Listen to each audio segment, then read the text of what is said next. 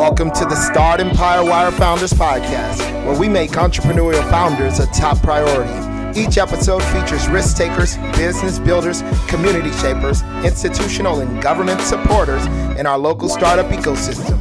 Tune in weekly to hear all about what's happening with the movers and the shakers of Southern California's Inland Empire and beyond. All right, ladies and gentlemen, welcome back to the Founders Podcast. I'm your host, Various Smith III, and today I am with Alfonso Anya of Kids That Code. I'm going to let Alfonso give his introduction, tell us about himself in a little bit, then we'll move into about his company.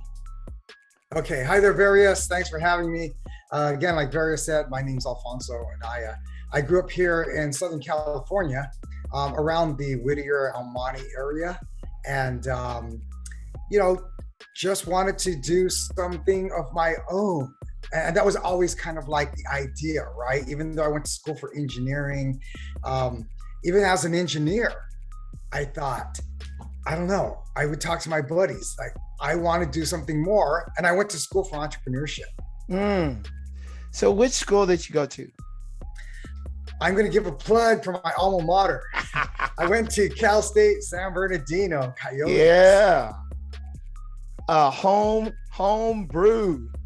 Oh, yeah. Right here in the Inland Empire. So tell us a little bit about the beginning, the origins of Kids That Code. Well, the origins of Kids That Code, actually, the origins are from Cal State San Bernardino. One of the first classes that you do in the MBA program for entrepreneurship is you come up with ideas, right? So in working in entrepreneurship, you're looking at different ideas that might solve a problem or that might create some ease, right? Cause things to be easier, et cetera, et cetera. And so one of the first projects we had in the first week of class was to create your idea and come up with an idea. And by the end of the quarter, you have 10 weeks to try to make money at it. Wow. That's pretty cool. Yeah, it is. It was quite a challenge. We as a class, everybody had their own individual ideas. And, some of them were as simple as selling cupcakes. Yes. Yeah. To, doing stuff online with like eBay stores and stuff like that. And from that is where Kids That Code was birthed, basically. All right, so tell us about your first sale. Like, what was your first sale? Okay, so when we actually started to form this idea in class, we looked at what was out there. There was nothing out there to teach kids how to code, right? Thus the name, Kids That Code. Maybe not grammatically correct, but it gets the idea across. Yep. Yeah. So we actually scoured the internet, some classmates and I scoured the internet, nothing out there for kids. So we thought, hey, this would be probably a good idea to actually start teaching some kids how to learn coding. And it's branched off into technology, basically, right? But cool. As we were doing that, we needed to come up with some ideas of how to actually teach this to kids. And so it was a little bit of a struggle. My background is in computer science. And so if we tried to teach that to kids, it put them to sleep. Right? Yeah. No kids want to learn C++. No. No. And it's just not a really entertaining, let's say. It's not an entertaining topic. So we toyed around with a few things. If you say, what is our first sale? We didn't actually originally have a sale, but what we did, we were able to put some ideas together and beta test in local schools. Oh. Yeah. How did that go? Well, we thought, let's try to beta test this in a private school, a charter school, and a public school. And so we did that all in San Bernardino, minutes away from Cal State San Bernardino. Yes. So cool. We talked to the principals there. We told them what we were doing. We're students at Cal State San Bernardino. We had this idea of teaching kids coding. We wanted to approach it from a standpoint of game development because that was the hook, right? Yes. Kids love playing video games. So we tell them, we're going to teach you how to create a video game. then they're Yes. interested. Yeah. Yes. So we approached these three schools, like I said, a public, private, and charter, and they were very open to the idea. They got us a group of kids. We used their lab, and there we started, and it was a hit. The kids loved it. That's cool. That's cool. Okay, so after that initial hit, that initial success, what caused you to want to continue to grow this thing to where you're at today? You guys are definitely not like in those early stages anymore. Right. It's been a number of years, right? And a lot of ups and downs and struggles. We used to like to say that we stumbled forward. Nice. Because that's basically what it was. We were figuring things out as we went. Yes. So after that first initial beta test, we got a lot of good feedback from both teachers and the kids. Okay. And we made some revisions, and then we tried it again. And each time we did it, we improved upon our offerings. Now, okay. We didn't actually make our first sale until 2015. And let me just tell you a little bit about that. So, working with Cal State San Bernardino, we were going to offer some weekend classes. Okay. All right. So we started advertising on Facebook and Google and word of mouth and reaching out through the university, and et cetera. And so it was really exciting when, for the first time, we secured a classroom on campus at Cal State. Wow. And then we released our website. So our website was live, and then we started advertising, and then we saw the very first sign up. You know, it was all done online. People would. That's got to be exciting. Oh man, it was exciting. And then another sign up, and another sign up, and we're like, oh my goodness, people are willing to pay for this. That's so cool. Yeah. So, all right. So you guys got the website, you had a location, and then you start advertising and people start signing up, and you're like, okay, this may be a viable business, right? Right. Awesome. Okay. So tell us a little bit more, you know, what are some of the needs that Kid That Code is meeting, and how are you guys, you know, what implementations of, you know, what you teach are kind of the most exciting to you? Yeah. See, that is an excellent question. And this is what we want everybody to know. Whether you know it or not, the kids need to learn this material. They need to learn about technology. They need to know how to not be end users, but how to be creators. Yes. Yeah. And so this is the one thing that we know. We do a lot of career day presentations. We ask the kids, how many of you play video games? About 95% of the hands go up. And then we ask them, how many of you have ever tried creating your own video game? In the beginning, when we started asking that question, there was nobody. Now you'll have about 5% of the kids say that they tinkered with this or they tinkered with that. Now, what need are we meeting? When we go to the schools and we show our presentation about the cool careers in technology, the teachers, the kids, and the principals' eyes are open, and they say like, oh my goodness, everything that you're showing us here looks more futuristic, but you're telling us it's happening right now? And the answer is yes. We already have self-driving vehicles. We already have these drones that are making deliveries with UPS vans out in rural areas, where the drone flies and makes the delivery while the driver drives off to the next delivery. Wow. Right? And then the drone has to rendezvous with that driver. I mean, all these things are really happening. In the Phoenix, Arizona area, there's a system called the Waymo system. Okay. It's very much like Uber and Lyft. You summon your ride, but guess what? A car shows up with no driver. That's awesome. You know? Yeah. And so these things are happening, and we need engineers, we need scientists, we need computer coders, right? We need electrical engineers, we need physicists, we need designers, we need mechanical engineers. And this is what our co-careers is all about. We're telling the kids and the teachers, the problem that we're solving is we're educating the kids now, beginning at 3rd grade, 4th grade on up. We're teaching them how to code. We're teaching them electronics. We actually do that. We teach the kids robotics. So we are actually trying to get the next generation of creators and engineers and explorers like together right now. As a matter of fact, if you actually research with the Bureau of Labor Statistics or Census Bureau, you'll see that there are currently 1 million jobs in the tech or the STEM field that are unfilled today. Mm. There's a shortage of workers. Wow. Exactly. Yeah. So you guys are building that workforce starting here at a young age. What is the reaction that you get from the kids who are a part of this? And let's just say they start understanding the concepts you're teaching. You're teaching electronics, you're teaching robotics, you're teaching the software development side of it. What are some of the responses? Like, what are some of the responses that you can recall from the kids and from the parents? Yeah, I wish I had some video clips to show right here, right? Because it's exciting. We do have a center in Riverside at the Canyon Crest Town Center. Okay. We have a physical location. Nice. I hate to say this, but right now we are the best kept secret in the Inland Empire, but we no longer want to be the best kept secret. That's right. We got to get you out, get the name out.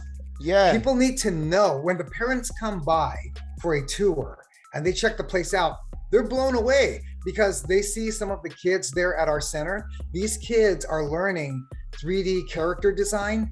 And once they create that 3D image, it could be Pikachu, it could be a Minecraft character, any of their favorite characters, the kids create it, and then they send the image to the 3D printer, they print it out, and then they take it home. That's so cool. I love it. Yeah.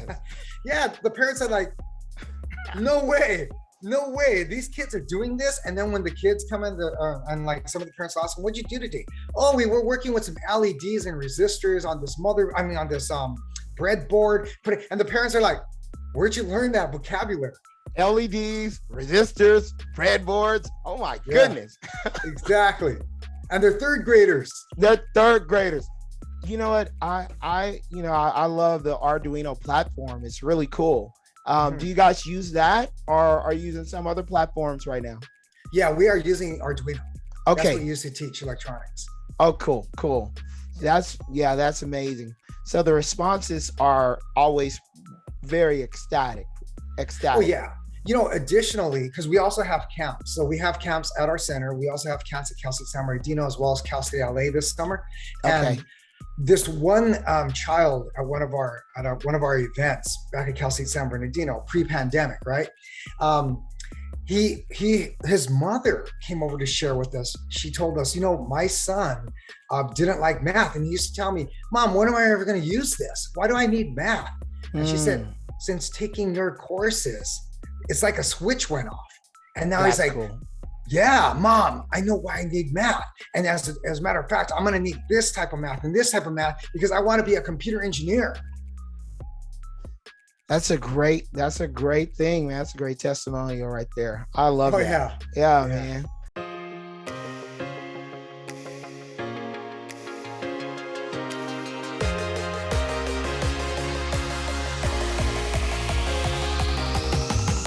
The Inland Empire startup ecosystem industry is tremendously fragmented.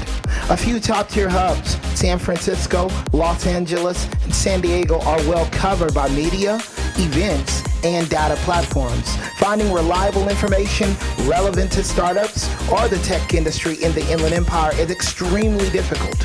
As a result, startups can't scale fast enough. Investors are having a hard time finding the right deals, and corporates can't find the right companies to partner with for their innovation activities. Startempire Wire, the leading Inland Empire startup publication, is providing the Inland Empire startup ecosystem with the most accurate, engaging business and financial data, events, and news.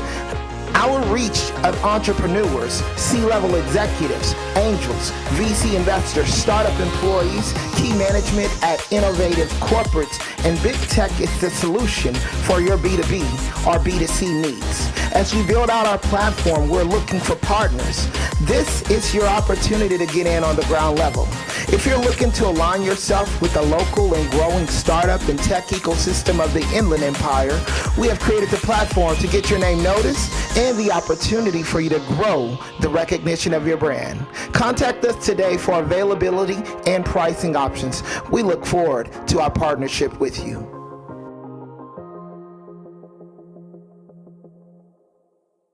So tell us a little bit about the growth of Kids That Code and some of your growing pains. Like, what have been some of those growing pains, those hurdles that you've had to overcome from the beginning till now? Yeah. Well, so we officially launched in 2015, around the middle of 2015. Okay. And from there, it's just been growing, and our offerings have been growing as well. We started out with some game development, but from there, it's expanded. Like I said, the 3D character design, the robotics, electronics, etc. So more and more offerings, like every single year, by months, right? We start adding more stuff. So the growth has been nice and it's been steady. The biggest obstacle we've had is people knowing about us. Check this out, how crazy this is. We have had many programs, including weekend workshops and summer camps at Cal State San Bernardino. Yet, one parent one time told us, you know what, my child loves your program. And, I signed him up for this one class, et cetera, et cetera. She goes, I never knew about you guys. And she lived right across the street from Cal State San Bernardino. Wow. Yeah. So getting the word out is always going to be one of those things, huh? Exactly. Getting the word out has been the biggest issue for us. What about like current connections, partnerships, people in your circle, who may know others? Like, what kind of connections are you guys looking for? Mm-hmm. Yeah. We had this really good connection with the Arrowhead United Way. Mm-hmm. They provided funding for hundreds of kids to come through our program. Very cool. Really nice. Yeah. So we've worked with Arrowhead United Way, also Project Crest out in Norco College. So we're looking for partnerships with those sort of organizations that can actually fund some of this learning for kids that wouldn't otherwise be able to do it. Right. And also we've formed partnerships with other organizations like Upward Bound, Gear Up, Trio Educational Talent Services that are on different campuses at different colleges and universities. Okay. One other question related to I guess I would say partnerships, but have you guys ever worked with like Boys and Girls Club? Are you after school programs type things? You guys run an after school program? Yes. So we run after school programs at our center in Riverside. At your center. Yes, but we also do after school programs at schools, at elementary schools. So we've been to Hillside Elementary, North Park Elementary, Bonnieol Elementary, all out in San Bernardino, as well as like Ruth Grimes Elementary, Paul J. Rogers, Ritchie Canyon, which are out in Colton Unified School District. So when a parent hears about our program, they many times will talk to the principal. And then the principal will start the conversation with us saying, we have some parents that are interested in your program.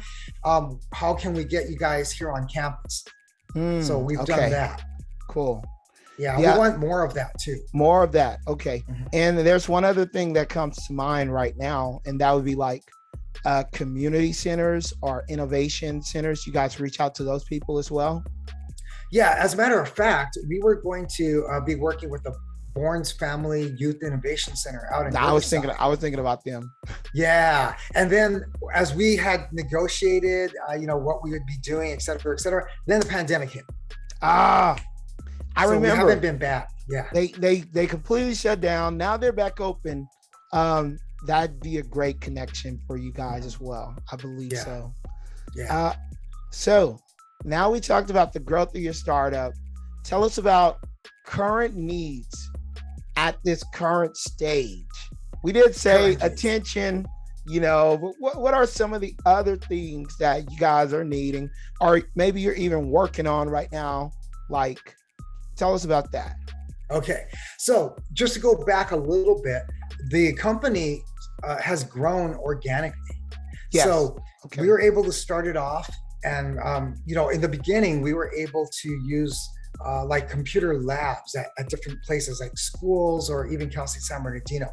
But since then, as we've been growing and growing organically, right, by self-funding this whole operation, we were able to buy bootstrapping completely. We completely bootstrapped. I love it. Yeah. But now we're at the point where we see the need, and we need to grow, and we need to grow quickly. The biggest need is funding. Funding. Yeah, we need some funding. We were looking at Temecula, so we started doing some pre-advertising around the area. And oh my goodness, we got great reception, but we still don't even have a location there. We want to grow into Temecula, and there's other places that are on our map. And the one thing that is kind of keeping us at a certain pace has been the funding. If we had a huge infusion of capital, we'd be able to start tackling all these different places that we want to open up at. I know that's one of the main needs of most startups, man.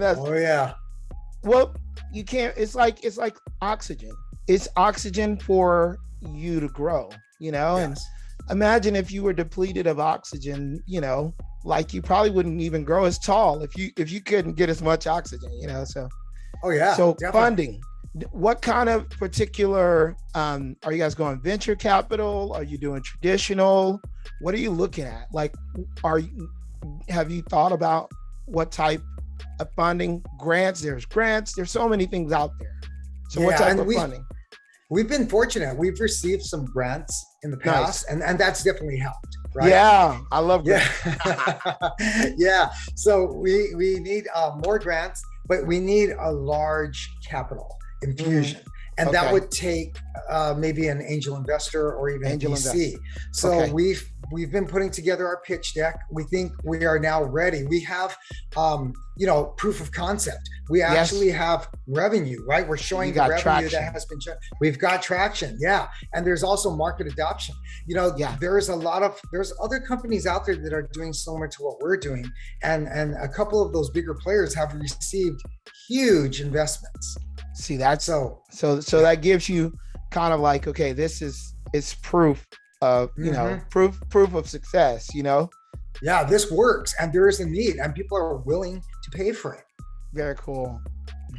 All right, so tell us about your startup goals, the immediate goals, like maybe your top 3 immediate things that you're focused on accomplishing, and then how are you focused on those top 3 immediate goals? Yeah, immediate goals, up there on the top is of course funding, right? So we're working on that right now. Have our pitch deck. We've been talking to people, been working our network, and we're having other people look at our pitch deck as well, so they can give us critique. Others that have already pitched in front of big audiences. Really? Okay. Yeah. So we're having that take place. The other thing is we do need to expand. And so whether we're getting that funding or not, we're going to self-fund like we have. Yeah. So we're also looking at a couple of other locations. One of them might be happening very soon. Maybe over the summer, we'll be able to start moving forward and building out that location. A new physical location. A new physical location, yes. Any tips on where that might be located? Yeah, that's actually going to be in Temecula. Oh, Temecula. Okay. Yes, awesome. Yes. Wow. And people have been, very open to it. We've received, when we put out a little bit of a feeler, we got some great responses. People are ready. Wow. Okay. Yeah. And the other thing is hiring employees. We just, over the last couple of weeks, we have been interviewing a lot of people, and we've just sent out some job offers to some of those that we actually interviewed. Yeah. That's very cool. So how many employees are you guys thinking about bringing on? How many new employees? Well, from those that we interviewed, we're going to be we've already put out offers to 5 people. We're going to be interviewing probably next week, another 5 to 6 people. So we'll probably be making more offers out of that as well. That's cool. That's awesome. Mm-hmm. All right. So moving on to the long-term goals, where do you see yourself in 3 years, 5 years, in 10 years? Oh man, yeah. 5 years, 3 years, 5 years, and 10, right? 3, 5, and 10. So get this, it might sound like a lot too. We do have a couple of strategic locations here in the US. Okay. But within the next 3 years, we already know we're going to be in Latin America. Nice. Wow. That's cool. Yeah. So in 3 years, it's going to be a few locations in Southern Cal, here in the Inland Empire, Latin America, right? Yes. Within 3 years, lock those down.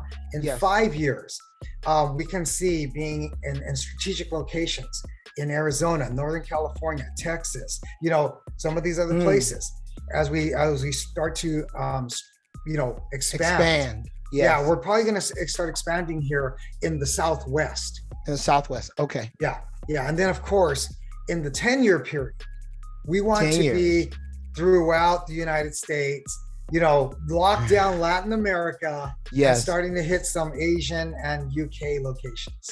Ooh, that's huge. Yeah.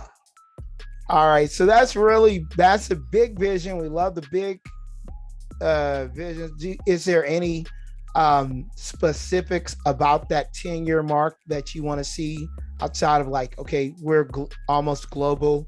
What other little specifics in that 10-year vision would you say? Well, so how around, if you go to certain locations, you see Sylvan Learning. Everybody knows Sylvan Learning. You see Kumon. Everybody knows Kumon. There's Mathnasium. There's these certain tutoring centers that get your kids ready for specific, topics of study, right? So it could be Mathnasium is all about math, because you know what? Back in 2016, there was an interview with the chancellor of Cal State San Bernardino, and he was saying that of the 4.0 students entering any of the Cal States, there's 23 Cal States up and down California, that the majority of, 40% of incoming freshmen with 4.0 GPAs lack the necessary skills in math and English. And man. Yeah, it's huge. And then there's other places where it's 60% of incoming freshmen with 4.0 GPAs lack the necessary skills in math and English. And that's why places like Mathnasium exist, and Sylvan Learning, as well as Kumon, right? So people know those places worldwide, and it's for a reason. We want to be the same when it comes to technology education. We want to be the premier center for technology education for kids. I love it. All right. So is there any upcoming events or any upcoming things that Kids That Code is doing that would be immediately relevant to our audience that you want to talk about? Okay. Definitely. I'm so glad you asked that question. And put a date on it, because this interview might come out in 2 to 3 weeks. If it's too far out, then they'll know it's kind of past. It's actually, this interview is probably going to come out next week, or I'm sorry, the week after next. Okay, then I'm glad you told me that, because right now things on the calendar. The schools have just ended their academic year, and so we now have summer vacation. Right? Yes. With summer vacation comes our summer camps. So at our center in Riverside, we have summer camps beginning this coming Monday, June the 6th, and they will run every single week with the exception of the 4th of July week. And they will end the week of August 1st through 5th. And that is our final summer camp at the center. But we also have a summer camp that's going to take place at Cal State San Bernardino, and that's going to run from June 20th to the 24th. Okay. We also have summer camps that are taking place at Cal State Los Angeles. That's going to run from July 11 until August the 5th. And just so that everybody knows, Cal State San Bernardino and Cal State LA are those two places where we're going to be holding them remotely, right? At those locations. Okay. Yeah.